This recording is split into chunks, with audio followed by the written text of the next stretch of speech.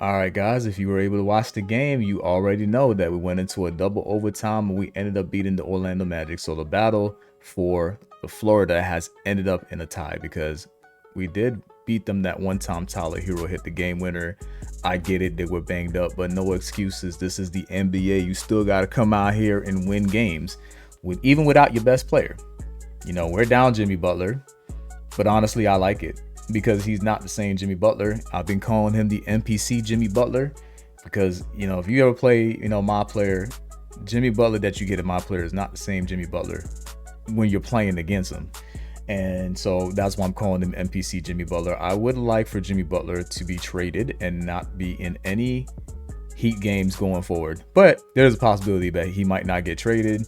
Memphis probably wants him and he doesn't want to go to Memphis. But if you guys are not familiar with this program, I basically do the basic box score. Everything is timestamped down below, so you don't have to watch the entire video. You can just enjoy the recap with me. Obviously, I can't just run the recap, so I got to say something. So I call it the recap and yap, and then I look at the advanced box score. So let's start out with the basic box score. So we know the game ended 125 in double OT. 125 to 119. We go to the Heat side of things and we can see that Bam had a good game, 26 points, 10 rebounds, 9 assists, almost a triple double. I love this from Bam. You know, you always like Bam to get the minimum of 10 rebounds, and he did that. Highsmith did not play well, didn't play a lot of minutes. We knew when they said Highsmith was going to start over Jimmy Butler that he probably would not have played a lot of minutes anyway, so it don't really matter who's starting. I guess Jimmy Butler felt insulted, but I'm insulted by regular season Jimmy Butler over the last few seasons. I mean, this guy, you know, kind of comes into the regular season not really caring and then tries to turn it up in the playoffs, and it didn't work out last year. So not a fan of Jimmy Butler right now. I'm not saying that I don't like Jimmy Butler as a player. I like Jimmy Butler when Jimmy Butler's serious and determined to win. I'm not liking this entitled Jimmy Butler of, oh, you know, you should have gave me the extension. So what are you telling me? If you got the extension, you'd actually not be acting up? Like, that's crazy. Trade this guy.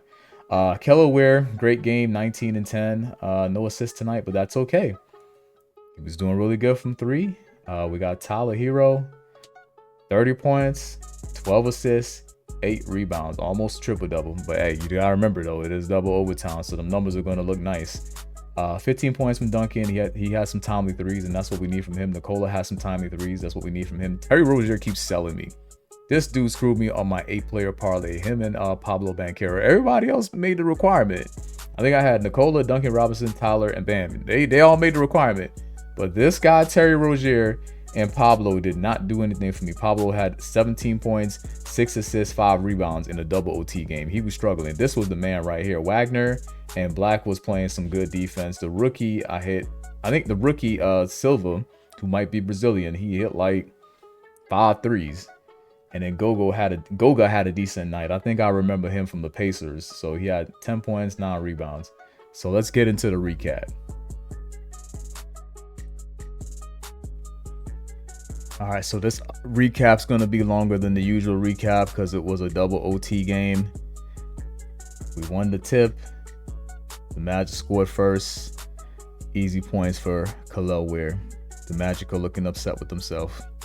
It's like they didn't add Ware to the scouting report yet, which is good for us. We're going to get some Ware highlights, but teams are going to start catching on to these lobs with Ware. They're going to figure out that Tyler Hero and Duncan Robinson are passing out of their shots for Ware. Good cut by Tyler Hero. It's the guy that was killing us right here, Wagner. And then his brother is hurt. So the Wagner brothers are nice. Good assist by Highsmith and good shot by Duncan Robinson. Duncan Robinson doesn't need to give us a lot of points. He just needs to score when he's open on 3, even if he's semi-open. So if that results in him giving us 15 points, as long as those are timely threes, then they're big threes. The Magic was killing us from downtown too. I forgot to look at the team numbers to see who won the percentage in the 3-point battle because there was a point where they were just knocking down a lot of threes. Tyler Hero doing all-star thing. This is why Tyler Hero needs to be an all-star, guys. You guys should be voting for Tyler Hero. I see y'all doing goofy stuff like voting for Jimmy Butler. What kind of dumbass Heat fan votes for Jimmy Butler? Are you not paying attention to what's going on? Good drive by Tyler Hero. Because Tyler Hero dishes so much, a lot of people, or should I say a lot of players, they're scared to play him tight. Now this rookie was killing us right here, 23. He looked like the Hispanic Matt Barnes, Silva.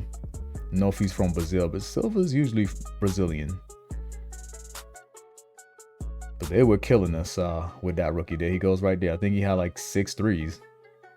Pablo was selling though, man. Pablo's supposed to be like, I guess this age Melo, I guess Melo would be his best comp. I don't know. I don't really watch Pablo Banchero like that, but he kind of sizes up and takes similar Melo like shots. So he'd be this generation's Melo, maybe. No disrespect to Carmelo, but I'm sure Carmelo probably thinks Pablo Banchero can be a good player. Now, some of these other players, I don't even know who these players were. Like Carter, which Carter is this? Where did he come from? Good move by Tyler Hero. That's definitely going to be making cooking with Tyler. I thought he got hurt right there.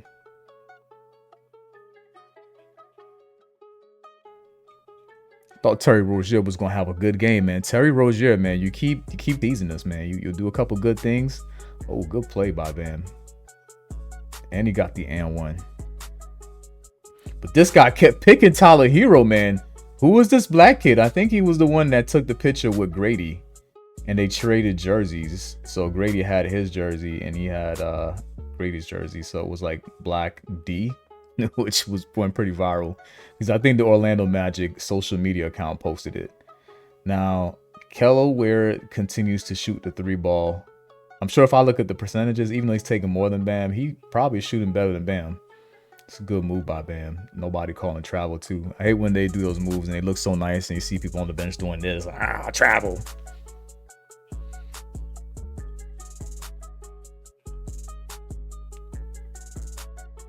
Bam over here posting up. Oh, we're open. See, this Weir and Bam pairing works. People were worried that it wouldn't work, dog. What kind of Heat fans are you guys? Y'all over here worried that the pairing is not gonna work.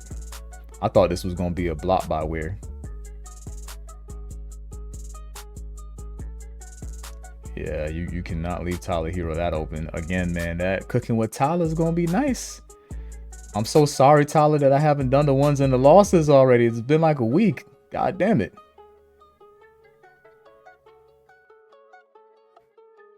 We're wide open from 3. I'm telling you, man. Eric Spoelstra, you the GOAT. You finally started where I don't know how this guy was open like that. He probably not on the scouting report because he's a rookie, but damn, wide open.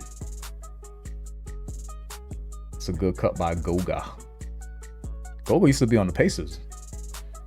When did he get traded? Or did he become a free agent? Franz Wagner was killing us. But then Franz Wagner, then this kid Black just kept stealing the ball from Tyler Hero, man. And he got the and one.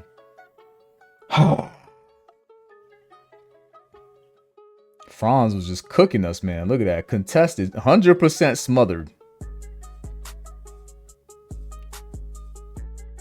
Good move by Duncan. Oh, wide open Nikola, and you gotta hit it because that's what I'm talking about with Nikola. You are an ick. You gotta hit those. Oh, I thought that was gonna be a block, but here comes Gogo with a nice cut.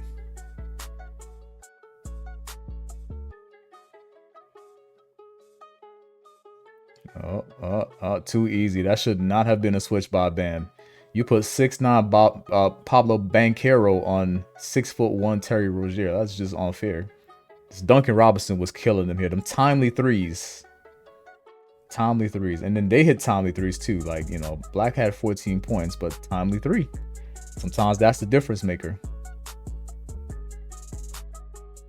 Yeah, he thought Tyler was going to shoot that there. Nope.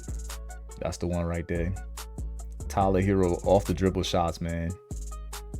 I know there was a certain Heat fan channel that was complaining about Tyler Hero being a screen merchant, man. Y'all talk too much. But he can't be limited to that though. You can't just be a screen merchant. You know, you got to be able to create off the dribble, and he's doing that this year. But there was a point they used to talk about Tyler Hero being a screen merchant, but not no more. He is definitely more than a screen merchant now. That's a great dump by Weir.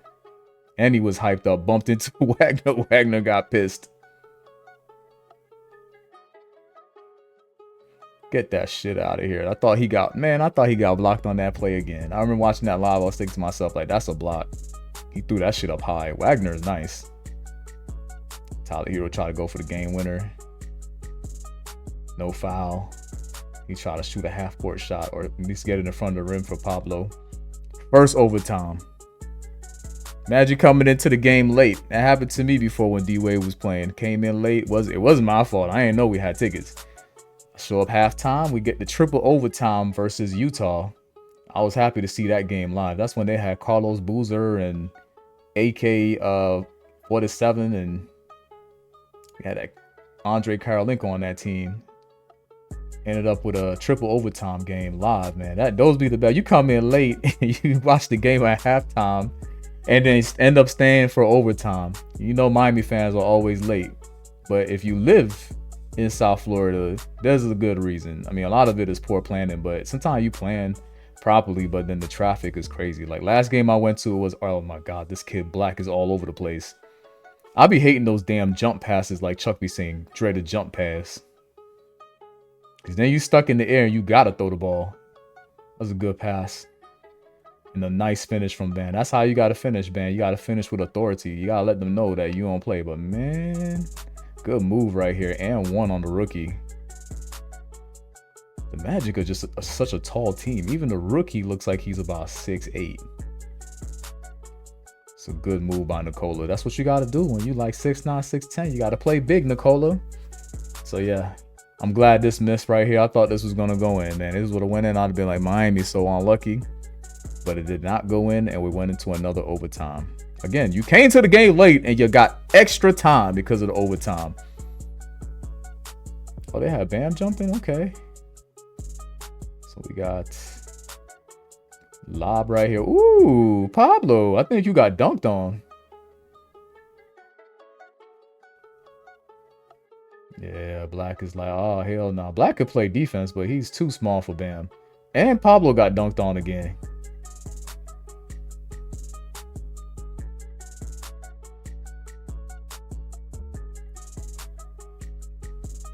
Come on, guys. Get that, get that, get that. Hey, and one. Those be the worst. Those be the worst. This is the worst right here. Pablo was selling all night, man. That was supposed to be his rebound. He couldn't secure it. He showed it from the other angle. I was like, Pablo's having an off game. He's supposed to be the Orlando Magic face. Good move from Bam. This is the Bam that we need to see every night. Face up. Splash. Out there looking like Christopher Bosh. So now that we're done with the recap, we can look at the advanced numbers. The advanced numbers, Duncan Robinson, 3 for 8 from 3. You know, it's Duncan Robinson. He's going to chuck threes, but he's going to hit some timely threes. He did just that. 6 for 13 from the field. That's great for Duncan Robinson because he is driving in. This ain't the Duncan from 3 years ago where he just took threes. He's making his layups. He's even dunking on people. I think he tried to slam one in, but it didn't go in. Hayward Highsmith, 2 of 3 from the field, 19 minutes, 0 for 1 from 3. I mean, +4. I mean, he wasn't terrible. He got a steal. Got 1 steal there. Duncan Robinson got 3 steals. Then you got Bam. Bam got a steal. Bam was 10 for 15 from the floor. No threes tonight. A lot of Heat fans were saying they don't like Bam shooting threes. I think we're okay if Bam is shooting corner threes, but, you know, just random threes, probably not so much. 6 for 8 from the free throw line, so he actually was kind of carrying us from the line out. So everybody else didn't really shoot well from the line, except for Nikola. Where was 1 for 2, 2 for 3 from Tyler Herro. We didn't really get to the line that game, it looks like. Also, 12 for 28 from Tyler Herro, 30 points. It's okay because we got the win and he had a triple-double. But usually if you take 28 shots, you got to score like 40-something, Tyler. So I'm going to need you to be a little bit more efficient on your 30-plus balls, but I am going to appreciate that you scored a 30. I'm going to do the cooking with Tyler, the win edition, and then we're going to compile the losses in one video. But yeah, great game from Ware, 7 of 8, 4 for 4 from 3. So we'd rather Kello Ware shoot a 3. So you post Bam down low and pass out to Ware when the defender comes to help. Especially if you got the mismatch with Bam, he's got to take advantage of those mismatches because they're going to send help. So, you know, we didn't really get too many offensive rebounds last night. Highsmith had 2, Bam had 1, and Terry Rozier had 2. One of the smallest players on the court. But yeah, Terry Rozier sold me, man. Look at these numbers, bro. 4 for 9 from the field. There was a wide open three where he took his time and he bricked the three. That needs to stop, Terry Rozier. It needs to stop. But overall, I'm pretty happy with the results of the game. As you can see, Pablo Banchero, he sold me, man. 7 for 21, which is fine. Because if he played well, we probably lose the game. But it just sucks because he cost me $324. Same with Terry Rozier. I'm blaming both of you guys. Y'all owe me money. But yeah, I'm okay with Pablo playing bad. Anthony Black had a pretty good night too. I'm not really familiar with a lot of the Magic players.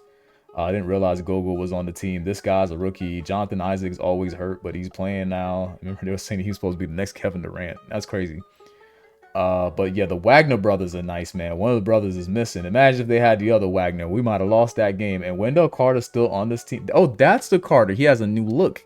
I don't think he always had dreads. I remember Wendell Carter. He's another one too that was always hurt. He's a Duke player, a former Duke player. Duke players always be getting hurt. No disrespect. Well, Pablo got hurt. What Duke player has never been injured? Like they're not always built durable. They always get hurt. It might not be their fault, but they just unlucky. Now I want to go back to the team stats just to see how we stacked up against the Magic. Field goals, we ended up winning that 52-46. 3-pointers, we both kind of shot terrible overall from 3. I mean, you got 37% versus 36. Maybe that's not terrible if we take a look at the averages for teams. I mean, maybe if you're an elite team, you're shooting over 40% per game. I don't know where we are for the whole season, but I'm pretty sure it's not over 40% as a team. I don't think we're a good 3-point shooting team. I got to check the numbers on Friday at the end of the month. Free throws, 67 versus 60. They were complaining about missing 10 free throws, and I'm like, bro, you're not going to hit every free throw, but we're just as bad. We missed almost 10 free throws too. Total rebounds, they did out rebound us. That is expected. They're a big team. Even the rookie looks like a 6'8" Hispanic version of Matt Barnes, who is mixed. Defensive rebounds, we beat them on that, but they got us on the offensive boards with 12 versus 5, and that was the difference maker for them, even pretty much, leading us at a certain point in the game. 32 assists versus 34. The blocks, they won that. The steals were the same. The turnovers, we lost that battle. We've been turning the ball over a lot. We need to stop that. The points in the paint, we ended up beating them. Ever since we've been starting weird, man, I don't have to worry about points in the paint. It's either we win that or we're close with the other team. And personal fouls, we committed more fouls. But great game. Like I said in the recap, this game just reminds me of coming to the Miami Heat game late like usual. I'm one of those fans, but it's not me. I'm not going to the games by myself. I'm going with other people, and they be coming from work. They be women. Women always late. So you taking your mother, your girlfriend. They always late, man. So you be ready to go. I don't know if I rode the Bright Line to any of the games yet, but I'm probably gonna make a video on doing that. I'll probably take my daughter to her first Heat game. But that will be a video that I can share with everybody so y'all can see what it's like for us South Floridians going to the game, because we come from West Palm, we come from Broward. It's not just Miami. And low key, from a marketing perspective, they call the whole Tri-County, they call that the greater Miami area. People don't like that because Broward is its own thing, Palm Beach is its own thing, but they're the greater Miami area from a marketing perspective. And so stop talking shit when we come late to the games, because look at that, we came late, came in at halftime, got the second half of the game, and got a double OT. And before, like I said, I got a triple OT with the Utah game with Prom, Darren Williams, D Wade, Michael Beasley. Like, man, that was a game to remember, man. But tell me what you guys thought about the game below.